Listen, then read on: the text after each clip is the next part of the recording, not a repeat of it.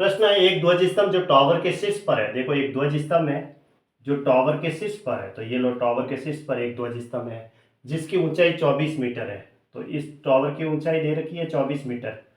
प्रश्नों को पढ़ लो। एक ध्वज स्तंभ जो टावर के शीर्ष पर है जिसकी ऊंचाई 24 मीटर है, टावर के तल से 45 मीटर दूर एक बिंदु पर sec इनवर्स √2 का कोण बनाता है, तब ध्वज स्तंभ की ऊंचाई ज्ञात करनी है। तो इसका मतलब ध्वज स्तंभ की ऊंचाई क्या होगी वो तो हमें बतानी है, तो ये फिर टावर की ऊंचाई हुई।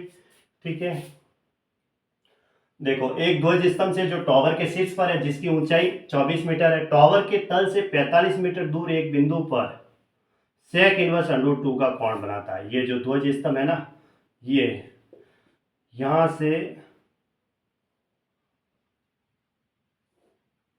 ये कोण जो बनाता है वो sec इनवर्स √2 का कोण बनाता है। और ये तो इसके टावर से कितने तल की दूरी पर है, 45 मीटर की दूरी पर है, ये इसने कहा है।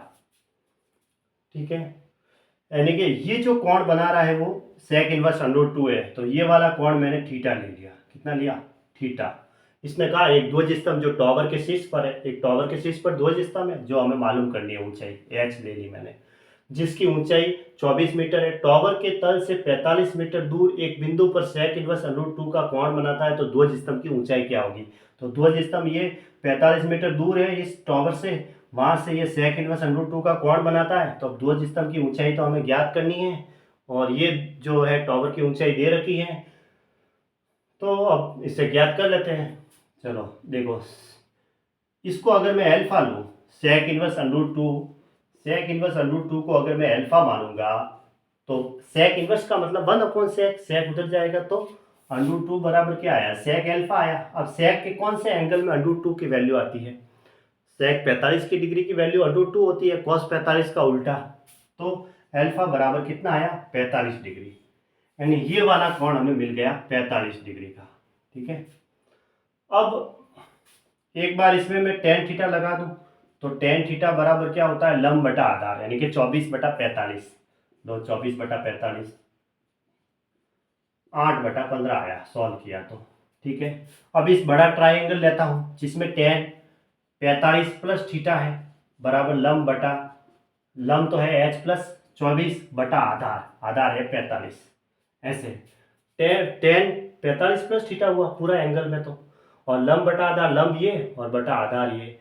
अब देखो tan a प्लस बी का formula tan a plus tan b बटा 1 minus tan a tan b, tan a की जगह tan 45 होगा जिसकी वैल्यू 1 है, तो 1 प्लस tan थीटा हो गया बटा 1 माइनस tan थीटा हो गया बराबर h प्लस 24/45। अब tan थीटा की वैल्यू 8/15 यहाँ रख दो, 1 प्लस 8/15 बटा 1 माइनस 8/15 बराबर h प्लस 24/45।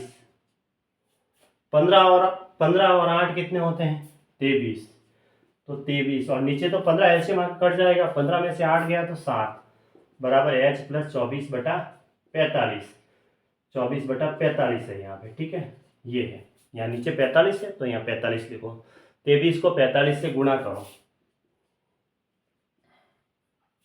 12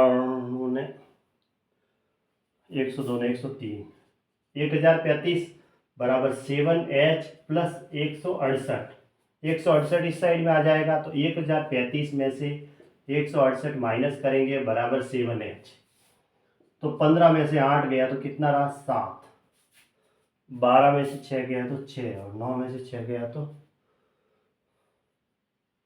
10 है ना, हाँ, 7 8 15 1, 7 में से 13 1। ठीक है,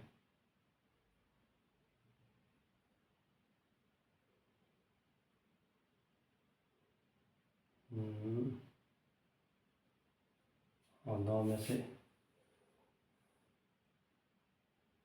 तो ये हो रहा 868 बराबर 7h। ठीक है, इन दोनों को जोड़ने पर वापस ये इसमें से ये माइनस किया तो 868 आए यहाँ। ठीक है, तो अब h बराबर क्या हुआ, 868/7 बराबर h, भाग दे दो तो कितना आया, 7 एकम 7, फिर भाग 16 रहा तो 16 में भाग देंगे तो 2 14, फिर 2 शेष पर रहा 27, तो हाँ 7 3 21, 123 पॉइंट समथिंग आ रहा है। कितना है 123.8 मीटर। ये इसका आंसर आ गया 123.8 मीटर, यानी ऑप्शन ए सही है।